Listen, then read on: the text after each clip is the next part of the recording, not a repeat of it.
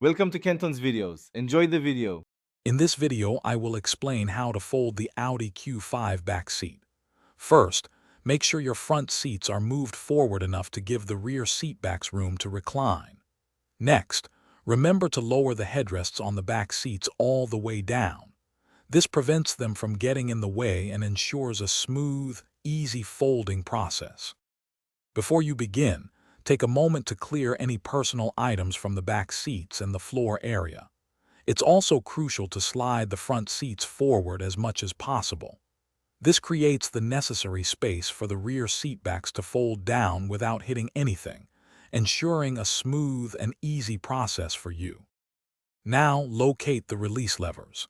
These are typically found on the top outer edge, or shoulder, of each rear seatback. Firmly pull the lever upwards to disengage the locking mechanism.